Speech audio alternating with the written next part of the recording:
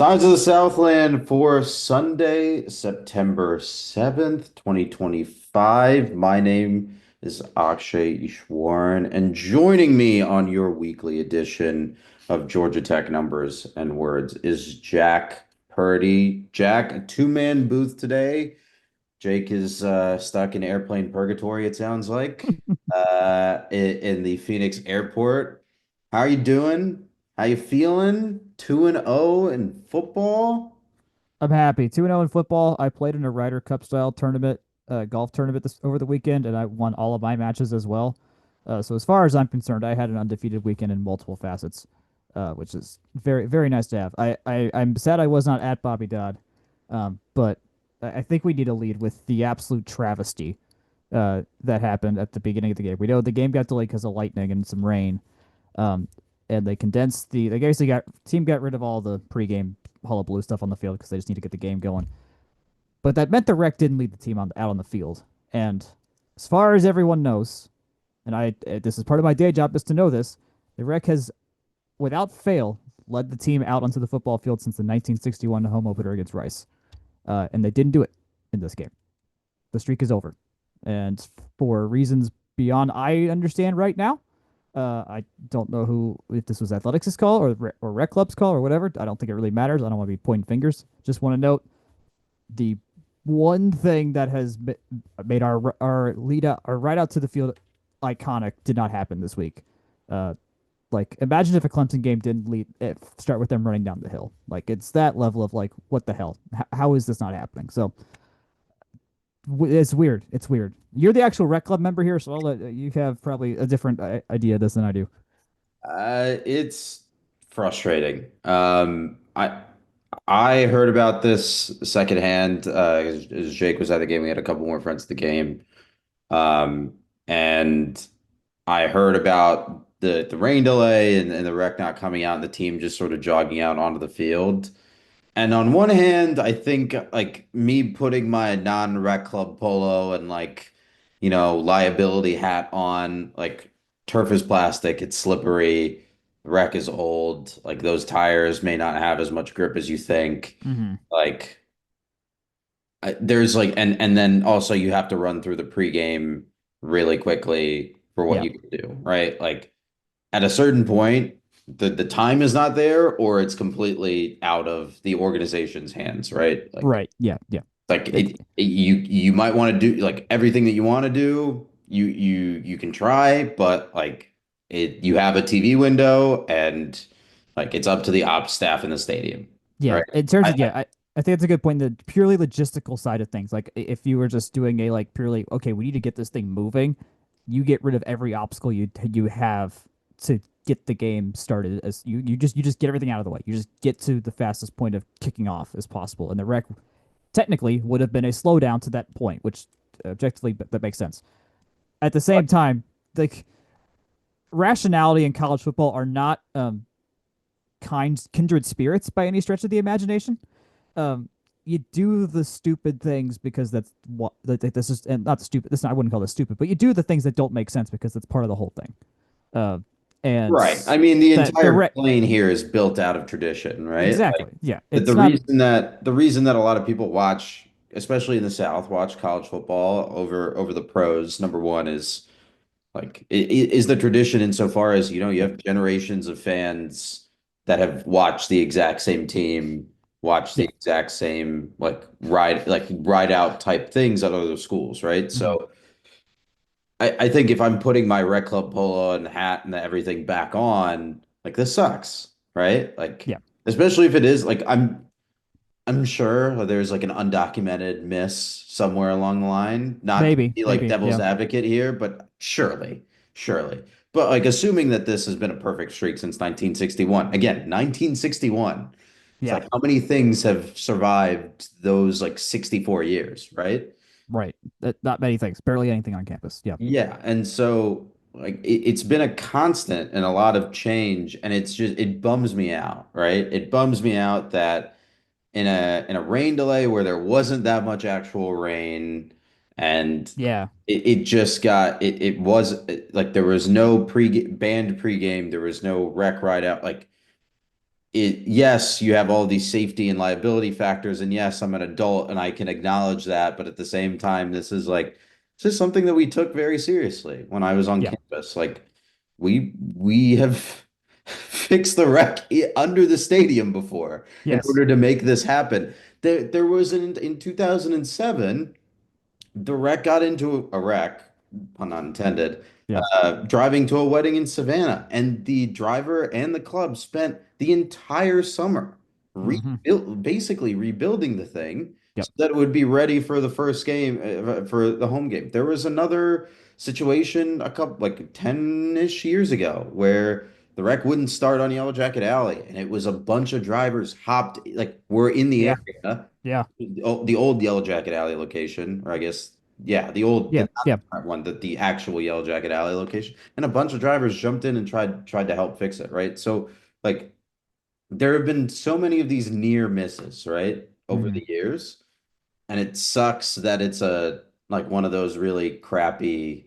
The Yeah. joke that comes to mind is like it's like the joke that comes to mind is like the Washington Nationals always do a not rain, no rain, rain delay Right. their Exactly. games, Yeah. and they get clowned for it on Twitter. Yeah. But like it's one of those, Yeah. right? And It's it sucks that it got treated like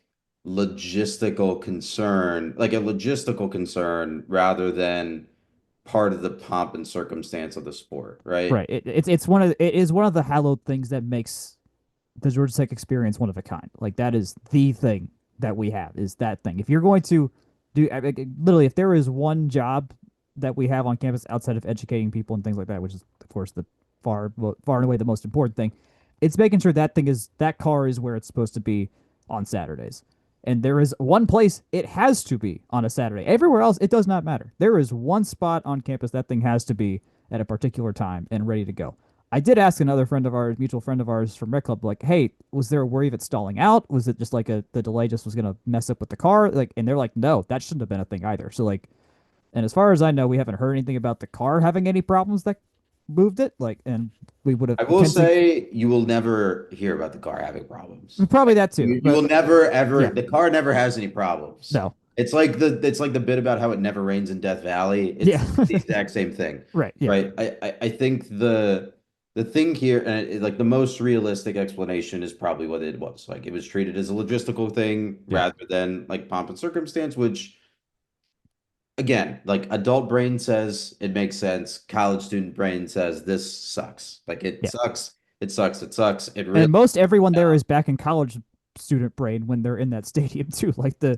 we flip that switch when we're there. That is we're there for the college part of the experience. Not we're not if we want to be adulty football fans, we go watch the NFL and yell at Well, I Young mean, Koo. So given today's escapades at Mercedes-Benz, I'm not sure I really want to watch the NFL this season. But oh boy, yeah. like, yeah, I don't know if there's anything really like innovative that we can say on this. It stinks. No, Like, it's important to acknowledge the moment, I think, more than anything. Like that yeah, mattered more than the end result of this football game because it was just a matter of who we played and how the game went. So it sucks. The good thing is it's not like it's going away. There's in theory infinite time to reset the streak for another many decades, assuming the car stays alive and everything, which it should. it will. So yeah, like I so will say, it's fine. One time in what is this 64 years? It's pretty damn good. yeah. I think the one thing that's staying, well, I mean, among a smorgasbord of things that stink about this, like Yeah. one of the really cool things that Rec Club allows its seniors to do is be in the rumble seat during or for that pregame ride out, Yep. right? Yep. Yep. And like I think people think that there's usually a cheerleader back there. It's No. not. Like I think that's the way that it's displayed in the video game too, is that there's a cheerleader back there. I haven't Mm. watched our opening. I just keep clicking A through all the opening cinematics to get to the actual football. Okay. Uh, Bad habit, um, but it's really cool. Like it's a really cool experience that is for a lot of those seniors that have really worked their butts off to do all of these rec club events, hmm um, and earn their polo sounds really cliche, but like really give their like heart and soul to the organization. hmm It's a really cool experience. Like mine was versus in 2019 versus Bowling Green, right? Like Um, it was a really crappy game, or it was Yeah, 2018 versus Bowling Green. My mistake. 18. That was a better game. We Um, won that game. Yeah, yeah. we won, but it was like, yeah, look, like attendance not great. I think weather also wasn't great that day, but like I don't care. Like You got that is a you got once in a lifetime exactly. experience. Like Yeah, I am yeah. never going to unless I donate a pile of money to Rec Right. Club, which I am not. I would love to be in the position to We're do. working on it. We're But working on yeah, I would love to it. be in the position to do like that. We'll probably talk about the $100 million donation to the Oh yeah, we gotta mechanical talk about engineering that. Yeah. school at some point today. But like it was a once in a lifetime experience, and I will never get to have that again. It will be, I don't know like what senior was supposed to have their ride out that today or yesterday, but they've missed it. And maybe they won't have time to get back to it in the schedule, right? Yeah. It stinks. I mean, at that point, if it requires adding a game to have that happen, it's going to require the ACC championship game if they let us use the rec there, or a home playoff game or something like that. So, yeah, Yeah, that's huge.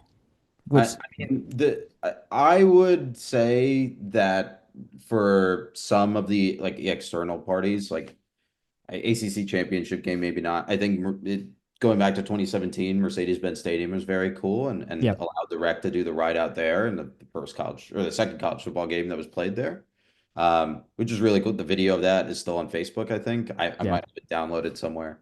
But it's really cool to watch. Like it's not something that you expect. It's like in a very, it's yeah, weird, especially if you look at it from the driver's point of view, because they set up a GoPro in the rack in the rumble hmm seat. Um, it's weird. Like you yeah, don't expect to be driving out from it's not even the same corner, right? Instead of it being, let's see, I'm trying to get my orientation right because it's the right corner of that end zone, whereas in Bobby Dodd, it's from the left corner of that end. yeah. So different, it's So it's different a perspective. Yeah, completely different, obviously different stadium, but it's a completely different yeah, view. yeah, yeah, Um, and then also for a lot of those like and for a lot of those things, it gets up to the venue, right? Like yeah, obviously Bobby Dodd Stadium was like traditionally rec club and the venue that this is a known thing, right? yeah. Mercedes-Benz, it could be a one-off, right? I don't know if it's done the ride out for the last few years at the Benz games. Believe it has. Yeah. Well, like if it has, great. If it hasn't, like you know, it's up to the venue, I guess is my Yeah, point. it's understandable. Thankfully, like it also at the Celebration Bowl, we were lucky enough to be able to. That wasn't it moved like 6 feet to the right and just peeled off immediately, but it still got to lead the team on the field, quote unquote. So Yeah. So I think like it's up to the venue. I think and you know you get first half, second half, and it just you know for yeah, the rideouts and it depends on the seniors and all that like the number of seniors that you have and all that stuff. But yeah, it bums me out that someone didn't get to have like one of those really rare experiences. So I don't know. I don't really have again like there's not a ton of we're kind of talking in circles. Like it's just kind of it's a bummer on what was like a really good offensive day for Georgia Tech, right? no one else in the public airwaves is going to talk about this outside of us, so it is somewhat our duty to make sure this gets recorded in the public Yeah, I dialogue. mean, yeah, no one else. This is the quality journalism that you come to Signs of the Southland for. No one else is cutting a 15-minute promo on the value of the rec streak. But Yeah, again, it there you go. it's, let's get to the game. Let's talk about a 59-12 victory over Gardner-Webb. You may remember Gardner-Webb from a flirtation with disaster in 2008, where Paul Johnson's first Yellow Jackets team needed a blocked field goal to preserve a 10-7 victory. And so you go Blocked field goal, you say? it's let me get there. Going into this week, you might have had the shivers, right? You see Gardner Webb on the schedule, you have those like you have those flashback moments in your brain of like, oh no, 10-7. It could happen again. And then Tech comes out with a fumble Yeah, and a pick on the first two drives, yeah, and your brain is like, oh no, it's happening again. yeah. But I mean, like rain and all that stuff Weird aside, start. Yeah, the really crappy start, and you know the team has to slow to start just because the rain delay and those two turnovers. But after that, after Tech actually was able to sustain drives and get the ball rolling, it was fine. It's yeah. 59-12. It was uncomplicated. They like also like were really efficient. Like it took every scoring drive was like under 4 minutes or something like that. Like when they got rolling, it was that they were done. They didn't need to have the long sustained burn 8 minutes off the clock kind of stuff, which is what you want in a game like It this. was If you can bowl them over, and they did that. and they didn't need to grind it out, right? It was No, a lot of explosives. It was a lot of um, like one of these touchdowns is a 55 yard, like two of these touchdowns are like 55-yard yeah, right longs. rushes. There's a field goal return for a touchdown. There's an extra point that was blocked and returned before it got called back. Like I think it got called back. It got blown dead because of an inadvertent whistle. Like no one knows if like it was the whistle legit. Arguably, no. Like in theory, that should have been a safety. And Oh then yeah, it's like a yeah, 2 point that's return. a 2 point return. So in the perfect world, we won 61-12. Look, like weird stuff happens in college football, and that we were deprived of the weirdest stuff. Yes. I mean, we got deep enough into the depth chart where Graham Knowles, who's a name that I've only heard like twice ever, got yeah, had threw one screen pass and it went 84 yards for a Dean Patterson touchdown. Yes. Uh, it's crazy. I think the main storylines from this game are twofold for me. Number one, Aaron Philo gets the start, and honestly, the offense looks a good bit different, right? It's It does. a lot more throwing, a lot more deep balls, I think, than we usually see from this offense. But it's Hmm. still like running the ball is the primary, right? Yep. Yep. Still the primary, still the primary. So before this game, Haynes King was ruled out. He has a nagging lower body injury. And per Brent Key after the game, he said, "Hey, like we wanted to hold him out, let him have some more rest." The implication there, I think, under the hood is, lads, it's Gardner-Webb. Uh, Yes. I Yes. always believe in don't take any game lightly, but I can understand like When lads, you it's have Gardner. Aaron Philo coming up to bat next, it's fine. Like, no, what if we had lost this? I think even if in the horrible situation where we lose this game, but Philo still plays, I don't think anyone's saying it's because we didn't like. You don't blame the initial decision to not play Haynes King. Yeah. Like, there's a lot more important stuff going on. You need this guy healthy in December. And if you can do anything to, we had kind of covered this last week in terms of like, okay, let's see how much Philo plays. Hopefully we get a lot of him. Hopefully we see Graham Knowles. And we did. Um, and it just for the wrong reason worked out that like we playing King didn't make sense beyond just like sheer like best case scenario he like maybe does like 2 drives just to keep himself fresh and then take him out. It was a now he was dressed and everything. In theory, he could have played. Like that was not out of the Yeah. question. He's played more hurt as he did last year and against Miami, of course, with his shoulder being basically not functioning. Uh, but yeah, I saw some of those deep balls follow through, man. Like we saw this last year when he stepped in a couple of situations. Like a man's got a gun. Like it is weird. It is like comforting to know that we really have two ways to beat a team at quarterback. And in a and like I don't know if you watched the James Madison Louisville game, but they played Sluka, the guy from UNLV who quit on the team because they didn't pay him enough money, and then went to James Madison. He didn't throw the ball like they did the Miami our game our strategy against Miami. Sluka only ran, and their other guy only threw, and they were in it for a second. Um, but I'm more curious now if we're gonna see more Philo this year, just purely because like there's so much potential there, and that dude can connect with guys downfield in a way we have not seen Haynes King do. And if we need that, if that's a thing that Buster is like, okay, we just need to pop one deep.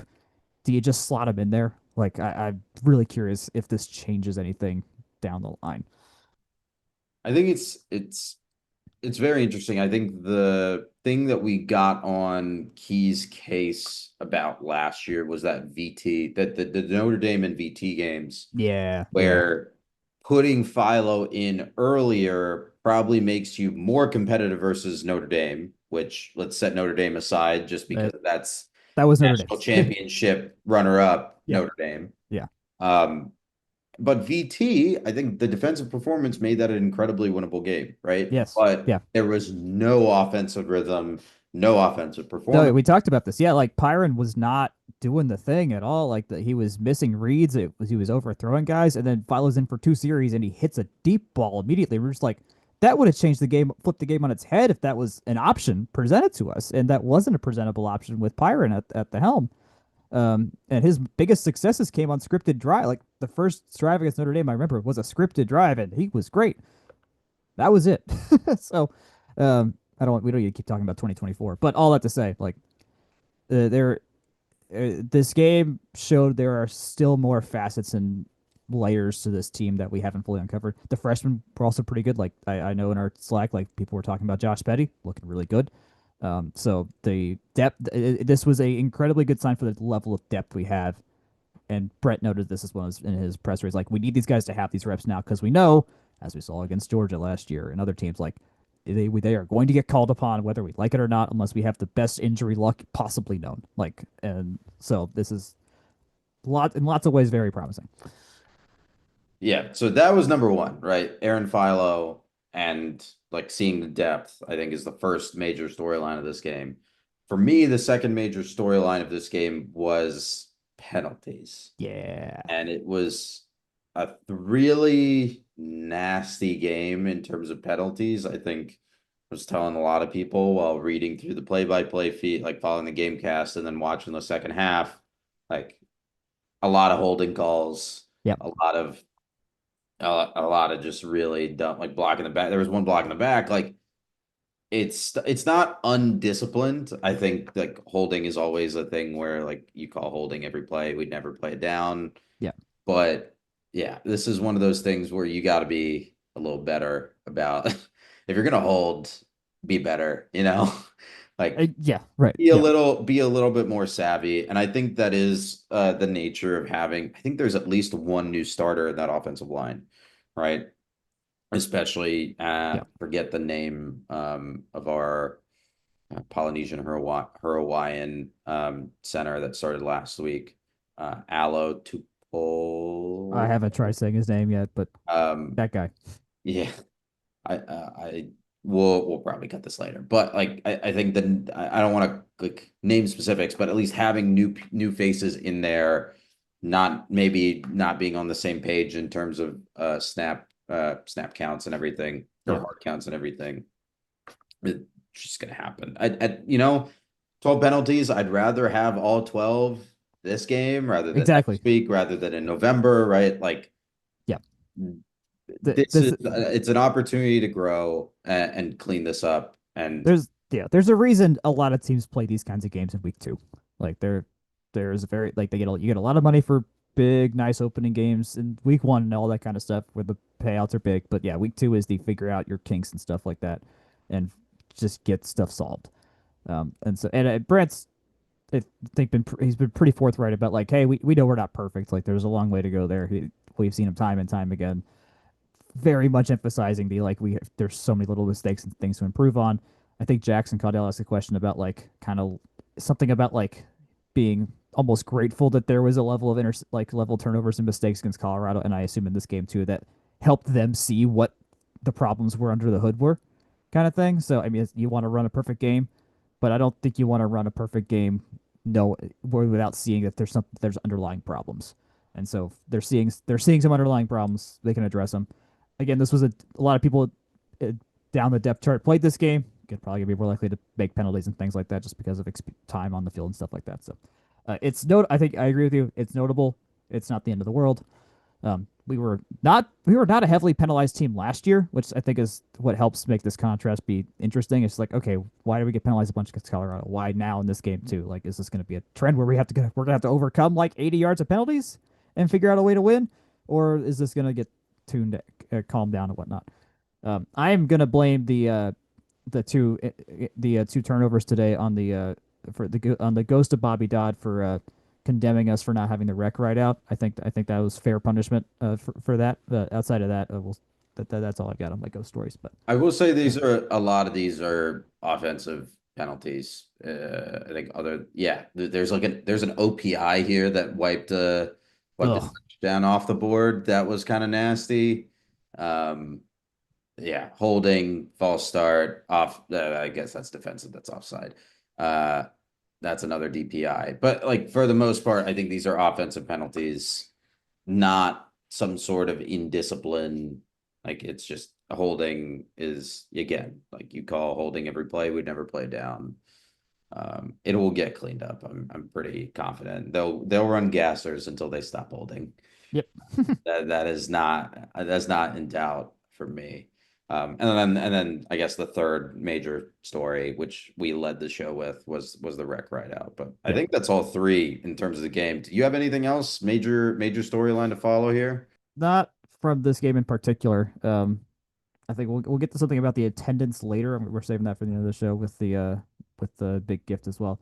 But uh, we got to talk about Clemson sub. I'm hoping to maybe get something up later this week, but I just want to talk about it some now, just while I know we're both here. And that Clemson's not looking amazing. They lose to LSU. They're down at half to Troy. They figure it out. But let me tell you, they do not look as threatening as many people made them out to be before the season started. I think you can kind of discount the LSU game a little bit. It wasn't the South Carolina version of Death Valley, but nonetheless, being down 16-7 to Troy at halftime is not good. Now Troy's not bad, but at the same time, it's still Clemson and that is still Troy. That should have been like a 45-12 kind of game, kind of situation. It kind of got if they the second half righted itself in the predictable way, but at the same time, I think we can all agree Cade Klubnik is not like the preeminent Heisman number one like he was made out to be. Defensively, they're still decently okay. We don't have any major secrets in terms of how we run our team and whatnot. Like they're a smart enough bunch over there to kind of game plan for what we do. But I am far less scared about this game next week than I was beforehand, which as in our Slack would just be rat. We would call that rat poison.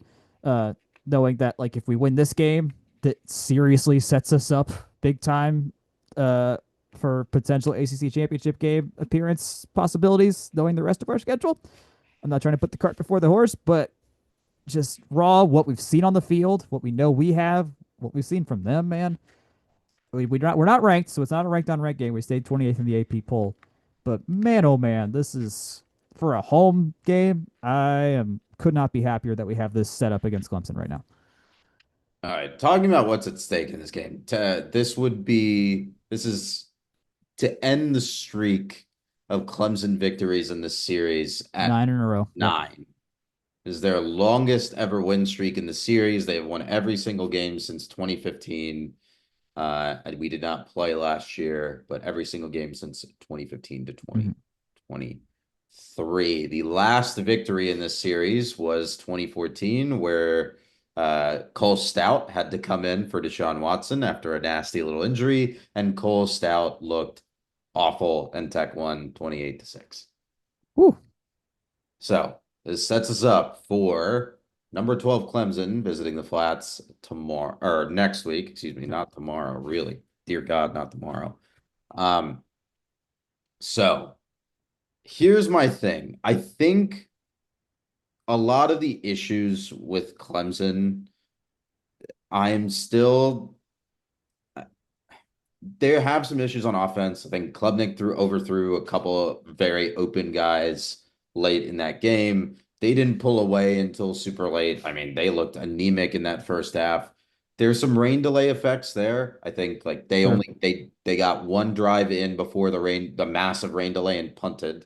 Mm-hmm. Then the rain delay happens, and then they have to play the rest of the first half, and then go back in the locker room for 20 minutes. All right.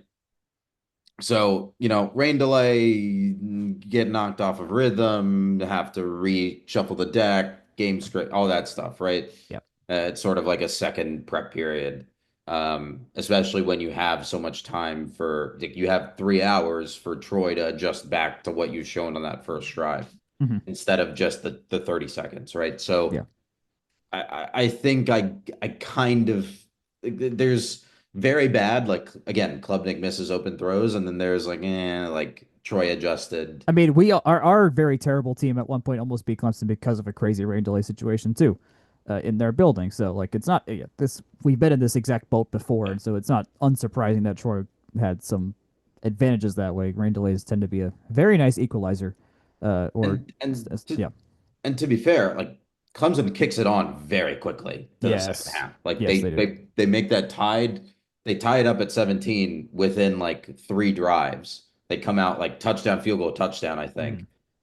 And then Troy is in on the hot seat late in Yep. that game. they're driving. They throw, I think they run the most atrocious fake field goal I think I've ever seen, where the kicker is staring at the sideline and like looking for an audible or something. Like it could not have been more obvious that they were going to fake the field goal. Just go for it normally. Like Yeah, I think there were like 8 minutes left. You score there, you drain some more time off the clock. You make it a little bit more difficult. Instead, Clemson gets the ball back and then drives the other way, right? And the game is over. yeah, So I don't know. Like I have some issues with the way that Troy called the end of that game, but nevertheless, like Troy didn't win. Clemson won. They're not. It wasn't perfect. It wasn't pretty. A lot of Clemson fans that I saw complaining about Klubnik, saying that he wasn't the guy. I don't know. Sometimes he had, like, guys have bad games, but I don't know. We'll see. The interesting part to me about this, and the terrifying part to me about this, is the difference between power rating based lines hmm and the actual Vegas spread. So Vegas right. opened the line on this game in Vegas opened up, depending on where you get your odds. ESPN opened at Clemson by 9.5. Circus Sports opened at Clemson by 7. I think I saw this morning, Okay, or 7 or 6. which feels about it feels that's pretty good. That feels about right. Yeah, that like jives with what I feel in my soul, right? Yes, Like yes. uh, the problem is SP Plus likes on with Tech hosting likes Tech by a half point. FEI, I haven't done the math on FEI, but someone mentioned in our Slack room, as I pull up the FEI website, that Tech is actually favored by FEI outright. I think theirs is, I don't actually know how to calculate the spreads out of FEI, so maybe I'll leave that. But like strength ratings, team strength ratings have Tech as a favorite. Vegas has Tech as an underdog by a touchdown. I agree more with Vegas, like personally. Um, but it's weird. Yeah. It's strange. I think that it comes with a couple caveats. I think FEI and SP Plus, it's early in the season. They're still using some preseason projections. Sample SP size is Plus small still, especially. too. Like we've had two games where we've objectively been really good and or better than our opponent and dominating offensively, and they have not. Yeah. So there's a lot of eye test kind of shifting that as well beyond just underlying numbers that we can all see. So in a way, it's like okay, it is kind of just these are just different ways to look at this game. Like there's ways we can see like yeah, duh, we should win this game. We kind of went into this against Miami last year, where it's like we had shown we could do well. They were doing well, but they weren't perfect, and clearly and should have had a loss against Cal. So like you could tell, like okay, they're not going the right direction. This Clemson vibes in that same moat too, of like there's good, but they're not all the way there to where they feel like a top 10 team in the country, and they're 12 now, so but they're still in the playoff, so to say. Um, Yeah, and they're in the same zone that they were last year, right? yeah, Heading into the end of the season where yeah, they play that ACC championship game, they make the playoff and then get absolutely smoked, right? Like yeah, it's kind of how the cookie crumbles there. I think the other caveat that I would mention too with SP Plus is that it strips out garbage time. So like most of this Gardner-Webb game doesn't count for Tech's SP Plus rating. But even if you play like a quarter and a half, and that part of it, like even if only a quarter and a half counts before garbage time adjustments kick in, if you are putting together very high quality play in that quarter and a half, mhm, right, that is still going to count towards even after the opponent adjustment, that's still going to like benefit you yeah, in the SP plus margin. So yeah, keep that in mind. I think I would summarize that as SP Plus tends to like lower tier wins more than maybe your brain says it should. It's hard to account for that. It's like how much, like, if you play really well versus a bad opponent and play just a little well versus meet like an average opponent, like how do you yeah, count both? It's hard, right? It's a hard problem right, like accrue credit and assign credit in that way for those different things. So I wouldn't. It's not like SP Plus is a useless thing here. I think it's been extremely good against the spread this year. I'm actually gonna look at that real quick. Um, yeah. I mean, it's we'll see. I like the vibes are right, which I know can be scary, but I'm in a similar feeling I was against Miami last year, where it's like, they feel due. Even though it's only been 2 games, it's like, they feel due already, and we're very good at this spoiler thing under Brent Key. Like this is the typecast Brent Key pulls off some crazy win over a ranked team that definitely did needed to beat us kind of situation. Like this is right into our bat. Like this is right in our wheelhouse kind of game. Um, Yeah. so what's your SP plus point? I was gonna say SP Plus this year has been right on like making money if you Gotcha. uh, judge it's against the spread performance, or at least it made money last week. So it's, I mean, it's within a touchdown on a lot of these games. So Yeah. or right around 8 points. So yeah, Well, there it's you go. trustworthy. Obviously, it's still week two. Like keep that in mind, but I think Interesting. there's it's interesting. I think the best way I would put it, because I mean I'm much more of a cynic on a lot of these things than you are, which is really an understatement, honestly. Like I think it's interesting. Um, I think I'm sticking to my take from last week that sometimes you have the dudes and sometimes you don't, right? And if you like a lot of the issues that we saw in this game, like I know in our Slack room, we saw a lot of issues with secondary defending. Like Chad Pennington's kid was on the other side for Gardner-Webb, and he he was was. throwing He was. darts, Yeah. dude. Not to make this into like real football guy like discourse, but he was throwing some darts, like Yes. 7, 8, like 10, like short and intermediate range stuff. He's really killing us, and like that secondary was getting worked, and so like that's just scheming guys open. So what happens when you now both scheme guys open and they're better athletes, right? So that's Yeah. just the offensive side or the defensive side for Tech. And then on the offensive side, what happens when you have better defenders, more athletic defenders that seal the edge more Yep. effectively, Yep. right? What if you can't bounce runs offside? What if guys are actually better at tackling, right? Like sometimes you have the dudes and sometimes you don't. So like, This is yes, our first true test of that specifically. Yeah. I agree. yeah, and now like all these teams are seasoned, right? Like they've gotten 2 games to settle in. So like has Clemson now Clemson will get another week of practice and the weather is looking decent for next week. So does Clemson come out and say, okay, well, we're a top 15 team in the country and we have the dudes and you don't? Or does Buster Faulkner pull something out of his butt where Clemson has never seen it before and the athletic difference doesn't matter, right? Yeah. You're winning on better margins. So we'll see. I think, man, it would be really fun if they beat Clemson. Those tickets are selling like hotcakes. That is the most expensive ticket for a regular season game that And I have Bobby Dodd. Yeah. in Bobby Dodd that I've seen in a long time. Yeah. If you could, I mean, if you're saving up the, I want to go to one game this year kind of thing. I have a couple of friends that are just like, I didn't buy season tickets because I wanted to go to the Georgia game, and that's all the bank account called for. It's perfectly fine, fair. This is, I'm not putting this at the Georgia level, but if you know you can make this game, you don't know you can make a game the day after Thanksgiving.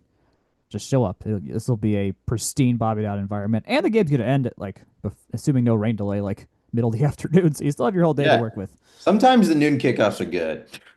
If Uh, we win, it makes the rest of the day really good. yeah, you can follow Yeah. a goalpost around campus. Oh, I didn't consider this.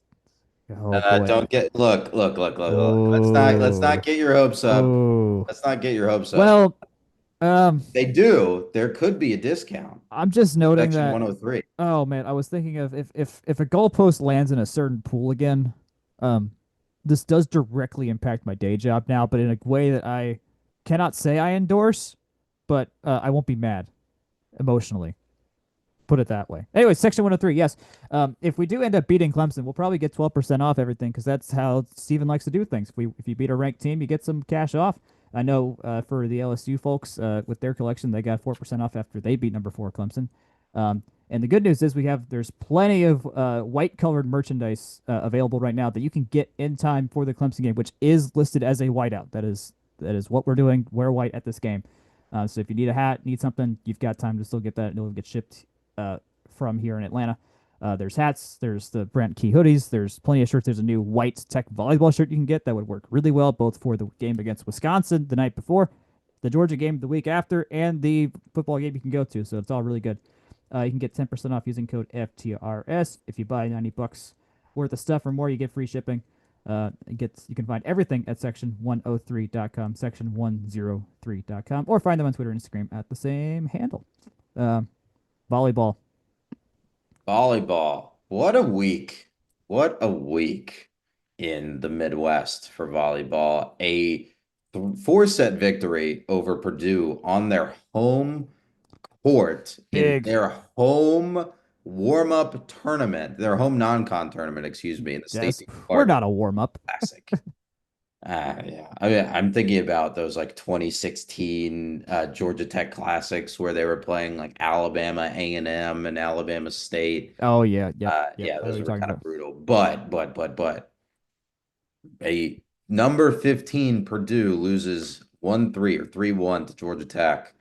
It's their first loss ever in this non-con tournament, the Stacey Clark Classic, in 22 total matches. It's crazy. Yeah. It's something that we talked about, I think, as having like an 11% chance to happen per the Evolve uh, Yeah. win probability distribution. It's crazy. It's not something, especially versus a very good Big Ten team. It's not a result that I expected at all.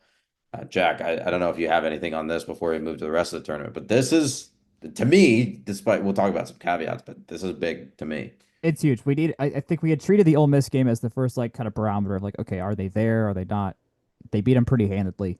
The rest of the games were all just like, okay, it doesn't matter who's on the team, you should win. This was the first like, okay, we're not supposed to win this game. Do we have that in us right now? Like, how do we show up in that particular match? And we showed the hell out, man.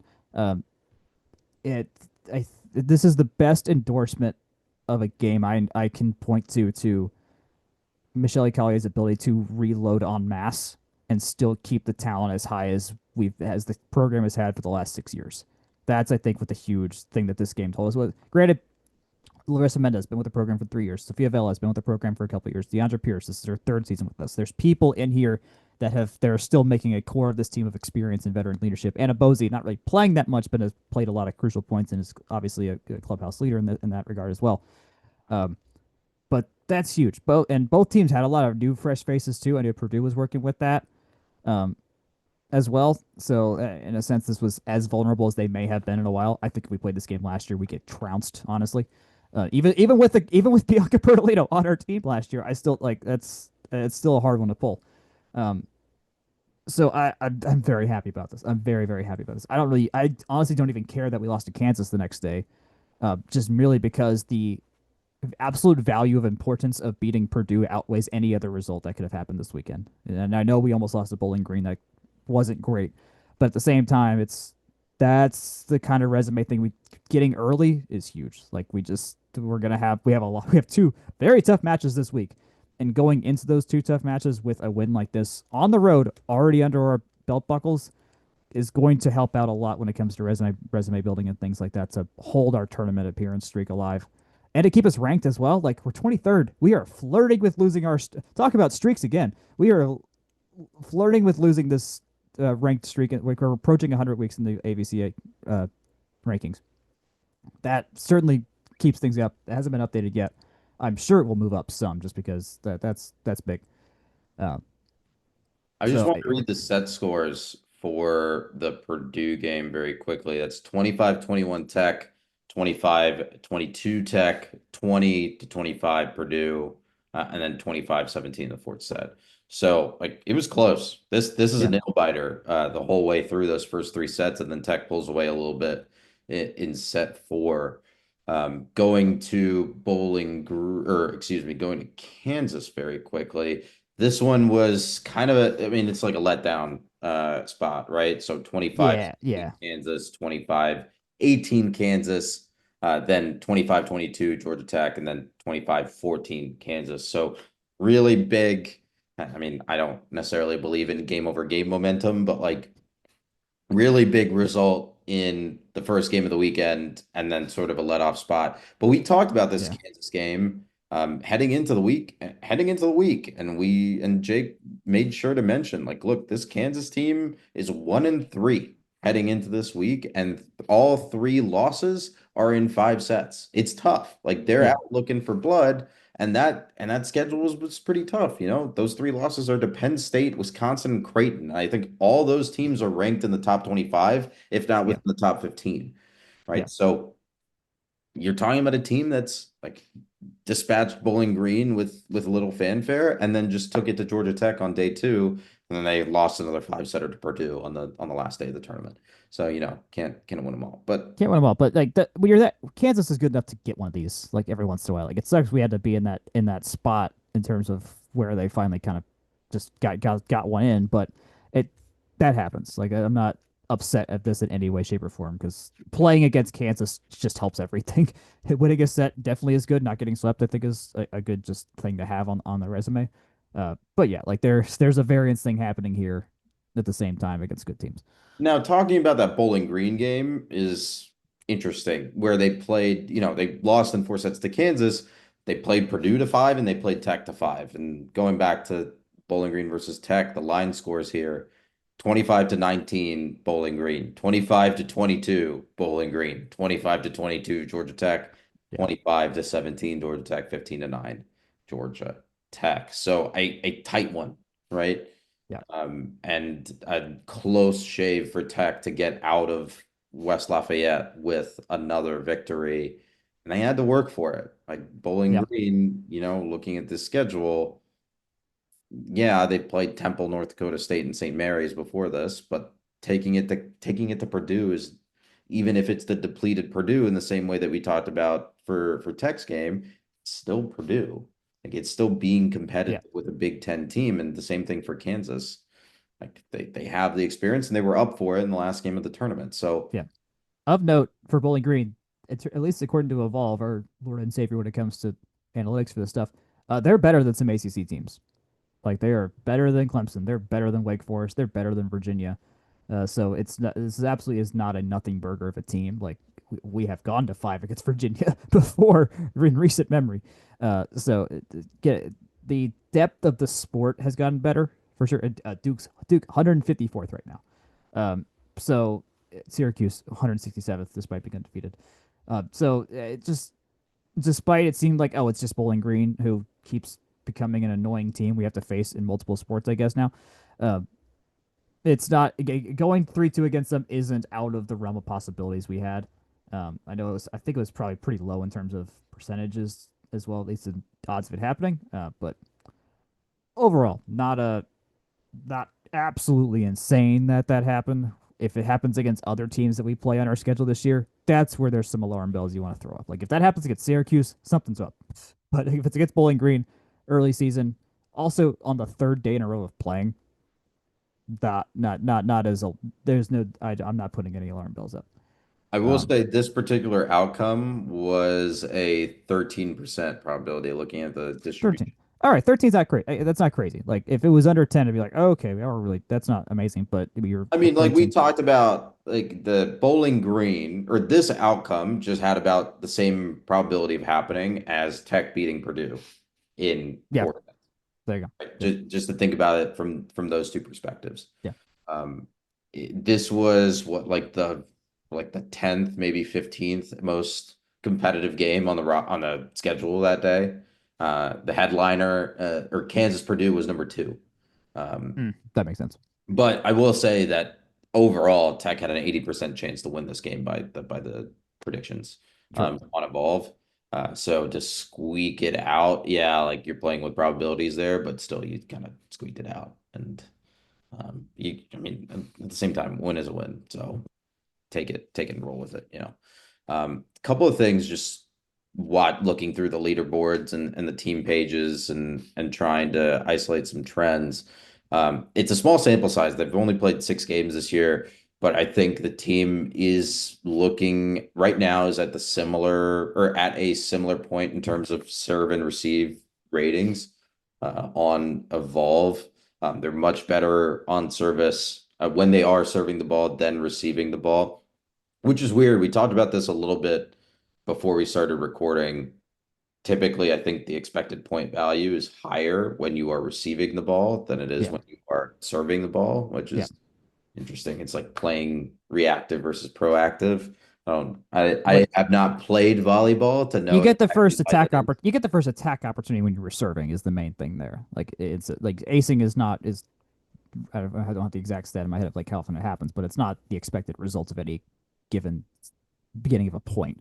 So Right. you're the first team to go to have the chance to be have an in system attack, which is the main thing that sets up any success in volleyball. But to that point, talking about, yeah, because one of the questions that I had looking at this at the same service performance is thinking about, okay, well, last 5 to 6 years, you have Mariana Brambilla, Bianca Bertolino, and Julia Bergman come in and do really well on serve. Who is producing that performance? And I think you took a look at the numbers yourself and you're like, hey, Lamine Mambu is really killing it on serve, and Yeah, especially while she's serving, she's done a lot of work. yeah. It's better. It's I mean, we've had good serving the last couple of years because of the killer bees and whatnot. But yeah, she's up to 12 aces so far, so she's getting to a match, which is quite good. Between kills and aces, we just add up, so just the raw ways you can get attack points, not counting blocks. She leads the team. She's at 65 combined points that way compared to uh, Larissa Mendez, who's got more kills at 61 kills, but only two aces. So they're about neck. So they're neck and neck. Like they're two attack points apart, successful attack points apart from each other, in terms of just raw numbers and raw numbers. Uh, Bambu is hitting considerably less accurately than Mendez. Mendez is hitting 240. Mambu is hitting 143. But at the same time, like she's got a good arm. Like she's got a lot of power in there, which is a big like we did. I was concerned like okay, we lose Bertolino. Hey, Mogridge had a pretty good serve and whatnot, but it wasn't the end all be all kind of thing. And like Pierce never serve, it only serves every so often. Um, and we didn't like we are losing lots of kind of people. So like who was going to fill in that role? And she's done pretty well with that. I'll actually see this team, see them play properly for the first time this weekend. So I'll have some better sense of what's going on there when they play Wisconsin. But that's the notable thing so far. Is big. Like our serving average is very good. It's 29th of the country right now, according to Evolve. So it's and also we're good. Also, for whatever reason, our opponents are having a lot of service errors too. They've got 66, which is the 19th in the country in terms of the amount we've received. So there's some help there as well. Um, so it's yeah, we're all good. We're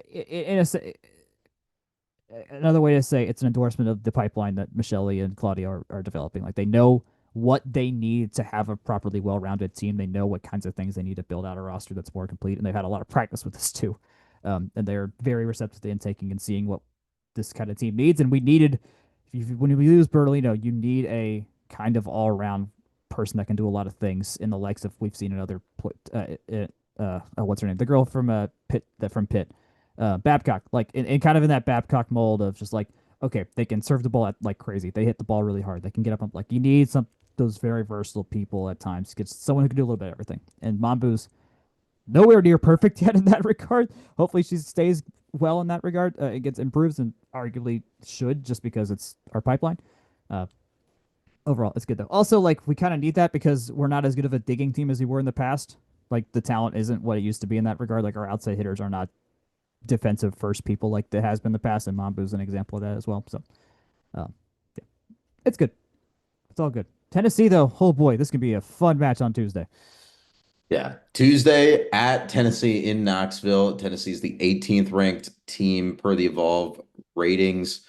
They are a 68, they're favored in this matchup with a 68% win probability per the distribution of the predictions.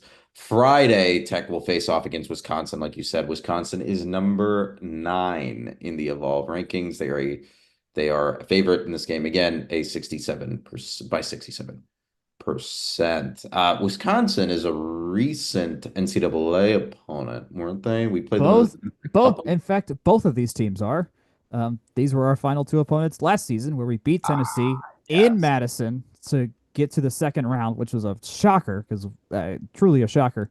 And then we had to face Wisconsin in their own building, which is Womp womp. basically impossible. So, no harm, no foul there by any stretch of the imagination. Getting to the round of 32 was an absolute win last year, given how the rest of the season had unfolded near the end against some really good teams. Uh, yeah, this is a very interesting week. This is a very interesting week. we this Tennessee game is part of the SEC ACC challenge, so this we'll have a whole conference kind of sentiment of like, all right, how are we doing across the board kind of thing against some teams that we might see later on in the year, depending on how things shake out in the tournament. Um, I'm not. I'm done like like asking about barometer things. It'd be like, okay, this is the now test of like what's everything's just a game you got to win now at this point. Yeah. Like we know we have a sense now of how good this team can be and the kinds of teams they can beat. That's what we needed to see against Purdue, and we saw it. Um, Now, should they beat both these teams? Mathematically, no. Should they win one of these games? It's absolutely within the realm of possibility. Wisconsin's going to be the first crazy loud O'Keefe game of the season, which is going to be freaking awesome too. I cannot wait to lose my hearing that night if things go well, because that's what happens inside that building when we do well against really good teams. Make sure you bring your earplugs. Hearing. No, I want to feel the pain. I want to feel. I want to feel the full effect, and you have to have your ears ringing the next morning to feel the full effect. This is not an Uh, endorsement of bad medical advice. uh, Yeah, so that's Tuesday and Friday. Your plans are set for the afternoon. I think both of those are 7:30 tips. Let's talk about golf very quickly. Golf was at the Visit Knoxville Classic. Hey, yo, another Tennessee reference. They Mm-hmm. finished fourth behind Tennessee, Ole Miss, and LSU, and tied with UNC Charlotte. In terms of individual scoring, Albert Hansen led the Yellow Jackets at eighth. Aiden Tran was, I think, at 23rd. Ben Reuter was 27th, Cale Fontenot 32nd, Hiroshi Tai 20 or 36th, excuse me, and right Idabal Benson, I think it was Ringbald Benson, excuse me, was 83rd, but also posted as an independent. So decent showing, decent Yeah. crowd, like in terms of competitiveness. Also fun to you don't really see Knoxville all the time on a golf schedule, so that's. No, I like this. Technically, it was in Loudon, Tennessee, but who's counting? It's at Yeah, Tennessee. but it It was was in. sponsored by Yeah, Visit Knoxville. How yeah. far is Loudon, Tennessee from It's a Knoxville? good question. I've never actually heard of Let's find this out. city. Google. 34 minutes on 75. So it's actually Not quite a anywhere bit close. far. Never mind. This is the Tennessee National Golf Club they were at. So interesting. All right, good to know. Uh, I'll note the Fascinating. rest of our schedule for the fall. We play at the Olympia Fields Fighting Illini Invitational, a mainstay on our schedule up in Illinois. Then the Ben Hogan Collegiate Invitational in Fort Worth, which I know we've played in a number of times, and then the Golf Club of Georgia Collegiate Invitational, which is effectively our home tournament for all intents and purposes up in Alpharetta at the Golf Club Georgia. That will take us through late October. That tournament is that Golf Club of Georgia Invitational is homecoming weekend, so good on them to basically not be on campus that weekend if they didn't want to be there. Um, so nonetheless, okay. What else do we have next? Oh, swimming, Let's talk swim swimming. and Yes, dive. It's time yes. to do our annual schedule reading exercise for swim and dive, but it's fun this year because everyone wants to come swim at Tech, Seriously, hosting ACC swim and dive championships and NCAA swim and dive championships. So that's really fun. Just to go through the schedule very quickly, you have inter squad on the 27th of September at Emory on October 11th. The dual meet tournament on yes. October 17th through the 18th, which we'll get to in a second. An alumni meet on homecoming weekend on the 25th. The Georgia Tech Diving Invitational, interesting, on November 13th through the 15th. Tech will go up to Athens November 19th through the 21st. They'll go to Alabama on January 10th, to Durham to swim off against Duke on the 17th of January. They'll host South Carolina and Miami, interesting, on January 24th. And then it's basically all of your championships, Yep. ACC's, Zone B's, women's and men's NCAA's through the second half of February through the end of March. Yep. Not really going to go into those too much, but let's talk very quickly about this dual meet tournament. Jack, do you want to lay out the format and the It participants very quickly? we're talking bracket style swimming here, which is absolutely a very experimental thing at this level of swimming. This is not what you kind of see this in the rest of the meets where you have prelims, sometimes semifinals, and then finals. So like you have a way. There's always obviously been ways to whittle down the field, but particular matchups like head to head matchups, that's a new thing.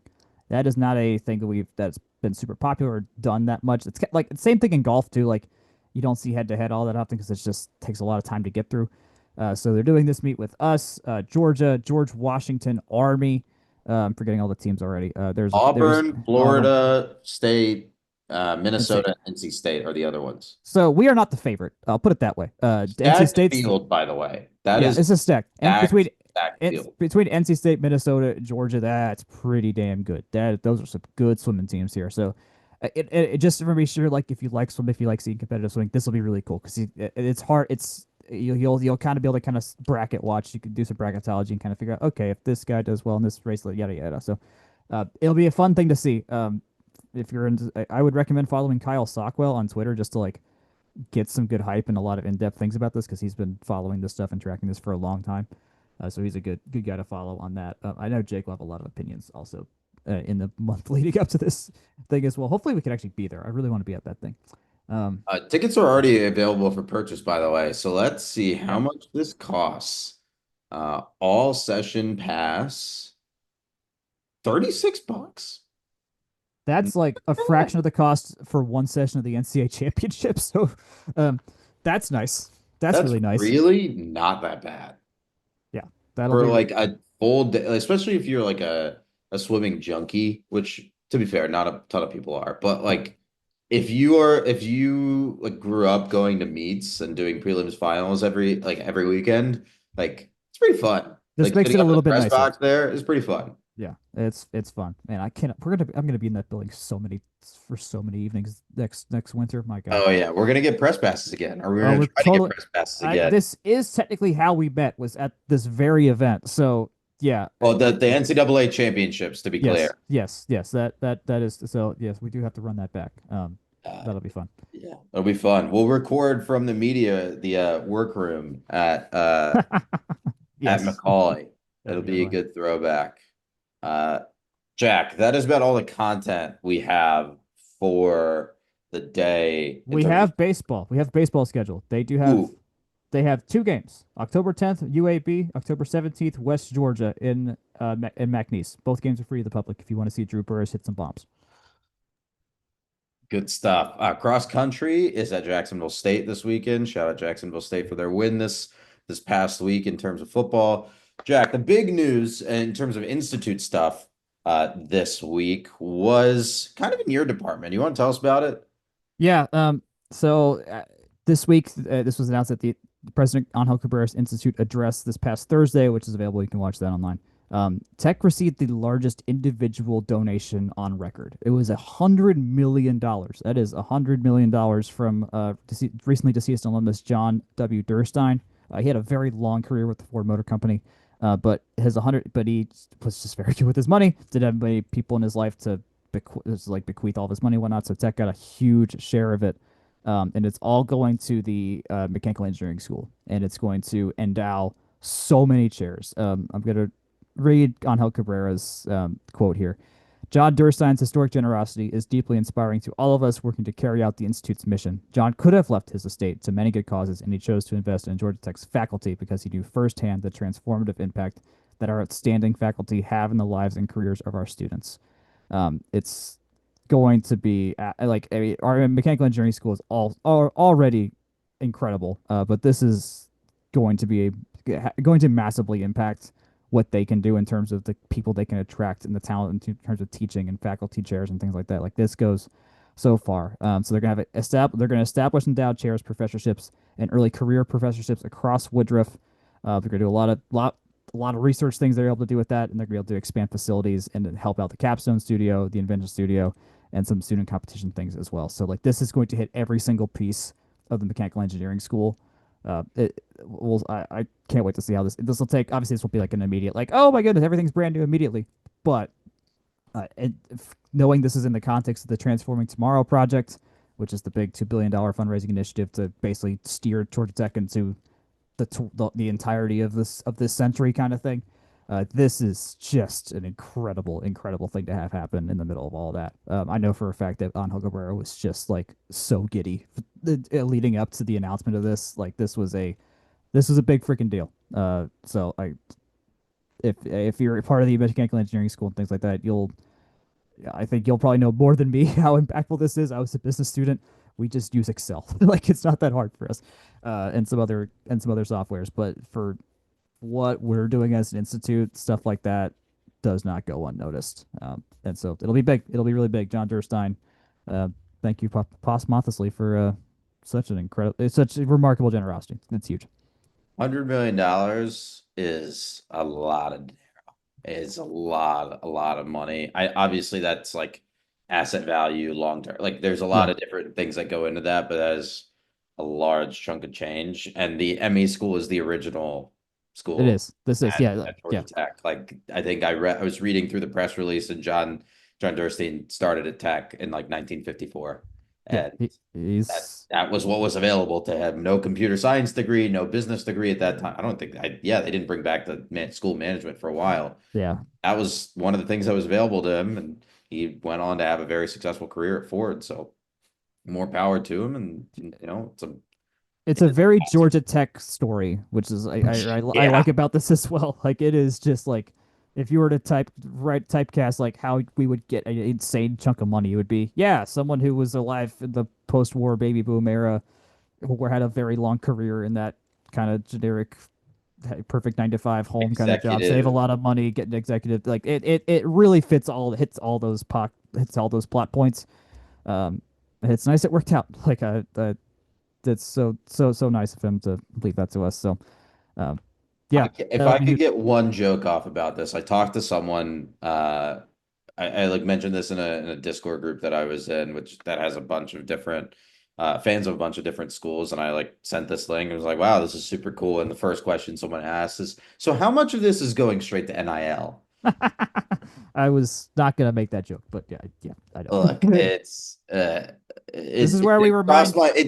my mind. I'm not gonna sit here and say it didn't. It's like It's how fair. cool No, would this that be? is it is fair to cross your mind. The what ifs are huge, obviously, but it is very important to remember we are not football first. That is not our job as a school. School as a school, not a football program, a school. Uh, so just keep that in mind. Okay. Any other news and notes from this week before we get out of here? For those that are not on Twitter, our new associate, what's it, associate vice president of athletics, so Brent Jones, basically, Ryan Alpert's number two, who we got from Troy. He has been. He saw a couple of tweets of mine, so I know he's online. But in case you happen to listen to this, thank you so much for the transparency we have seen in terms of feedback and people asking questions online and being like, "Hey, why don't we have this? What about this?" Just so many questions that we have not seen from the athletic department in any way, shape, or form before. Jared Hallis, who if you've seen him on Twitter, he's pretty big time fan, all over the webs here. But he asked about like, "Hey, there's a lot of people talking about, hey, come to this game, come to this Gardner-Webb game," and he was like, "Are we low on tickets, or is it just like a normal media push?" And he's like, and Brent straightforward was like, "Yeah, we are not satisfied with our ticket sales until every single game is sold out." Like he is just straight up said it. And that they are working to build on the fan support, fan engagement. They are trying every single thing that they can to get people to get butts in seats, which has been a thing of us to note for a long time. It's like if we get butts in seats, things work out. Uh, and Brett did mention that like there's been increased advertising in direct things like that. Uh, so far this year, these football season tickets year over year have increased. The student tickets obviously have increased as well because they sold out of those. But they're working on they're working on various promotions.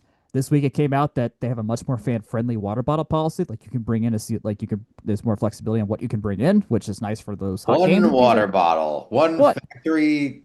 To be fair, it's a little silly to see it's you're allowed one free or one water bottle that is factory sealed. it's fine, which is still fine. It's better. It's better than it was before. Like because Yeah. it's nice. Like they're obviously thinking about the fan experience. Like there's only so much you can do in a week. Like you need to prepare for things like this and make sure everything's in line to be able to safely do any big changes and things like that.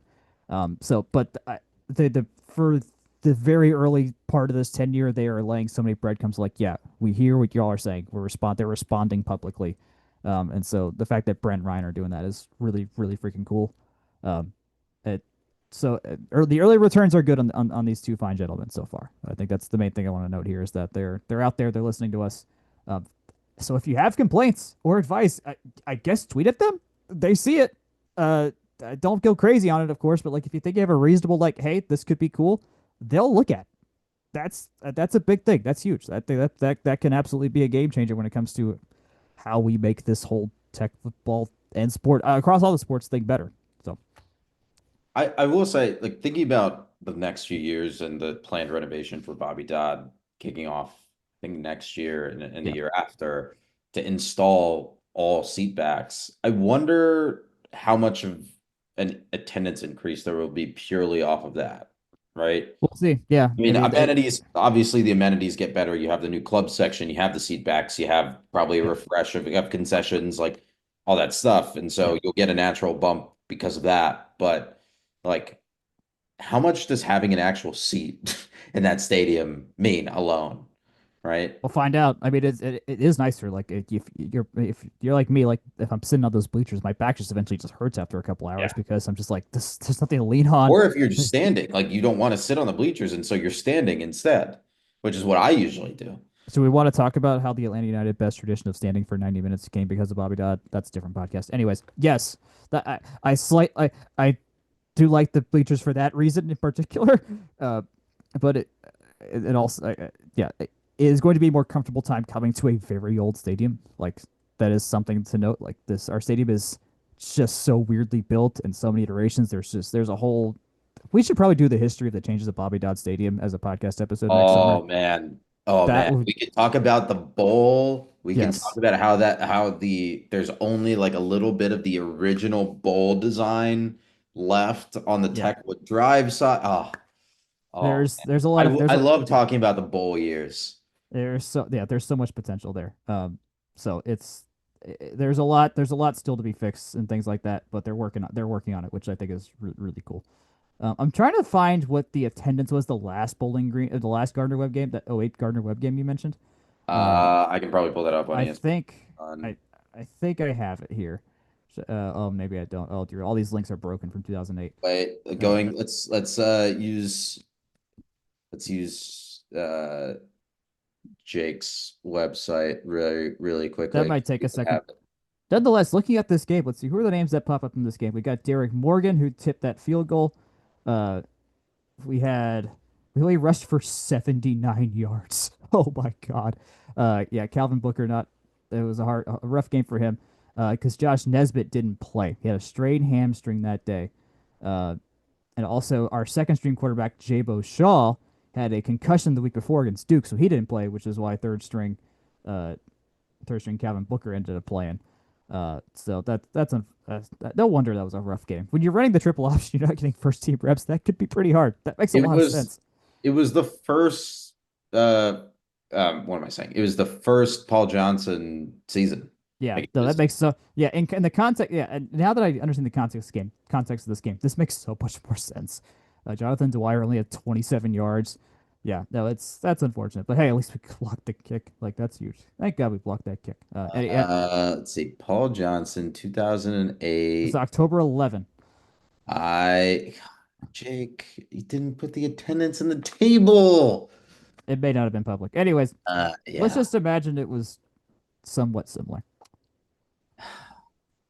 my guy. You gotta help me out here, buddy. Killing me. Killing me. But he does have a great resource. So there's that. Cool. That's all we have for this week. Jack, thank you for joining me. Do you want to take us home here? Let's do it. Game on paper. Go there too. Great website. This podcast here for Science the Southland is a production of from the rumbleseat.com where you can find our weekly stuff. Chris Paschal's doing his Tuesday thoughts. Maggie Scrox is doing her Thursday thoughts. I will be at watching all of the games from here on out the rest of the season. I will not be interred by golf tournaments anymore. So we'll have proper recaps and everything. I'll be at press conferences, all that kind of stuff the rest of the season, save for a couple games.